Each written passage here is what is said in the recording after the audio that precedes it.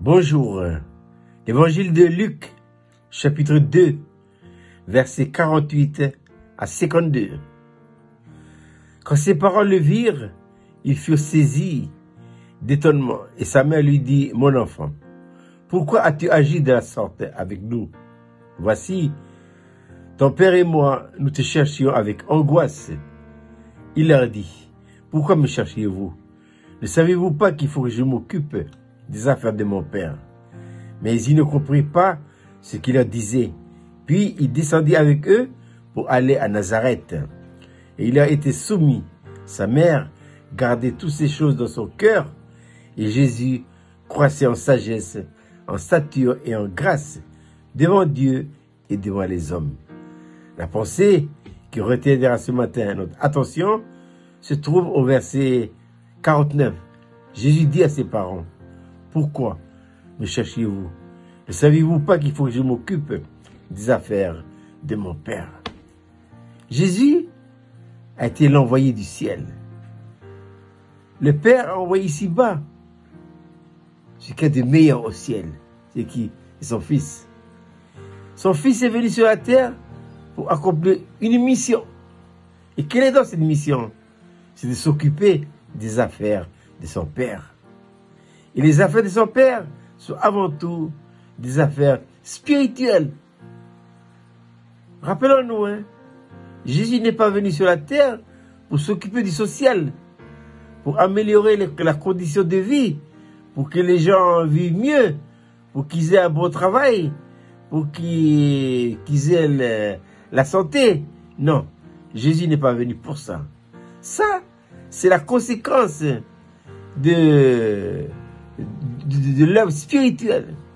Si réellement nous nous préoccupons des affaires de Dieu, le reste, Dieu s'occupe.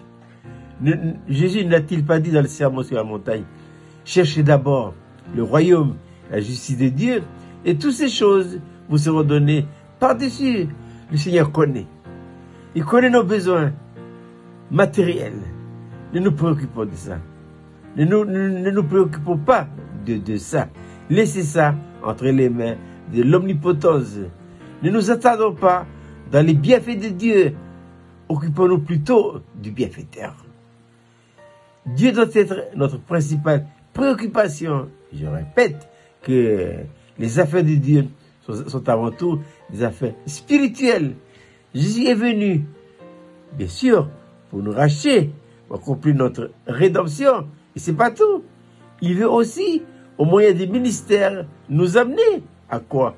À la pleine maturité, à l'état d'homme fait, à la mesure de la stature parfaite du Seigneur Jésus-Christ. C'est bien d'avoir des enfants, mais si nous restons longtemps à l'état d'enfance, c'est malheureux. Non, il faut que de l'état de l'enfance, nous parvenions à l'état de fils, devenir des hommes et des femmes capables de pouvoir surmonter les épreuves, capables de pouvoir défendre les intérêts de Dieu.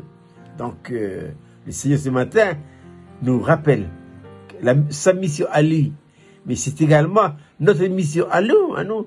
D'ailleurs, tout enfant de Dieu, quel qu'il soit, responsabilité mise à part en tant que ministère, doit s'occuper avant tout des intérêts de Dieu. C'est notre préoccupation numéro 1. Il faut que je m'occupe des affaires de mon Père. Donc, veillons chacun pour sa part dans son culte personnel, de méditer la parole, de passer du temps dans la prière, d'assister aux réunions de l'Église. Il ne faut surtout pas déserter les réunions de l'Église. Attention, Acte 2, 42 doit être la discipline qu'on doit trouver dans une Église, et tout enfant de Dieu doit s'y soumettre. Voilà, donc je répète, c'est une belle petite méditation pour ce matin. Dans Luc chapitre 2, verset 49, Jésus dit: Pourquoi me cherchez-vous? Pourquoi vous inquiétez-vous de moi? Ne savez-vous pas qu'il faut que je m'occupe des affaires de mon Père? Je vous souhaite de passer une agréable journée.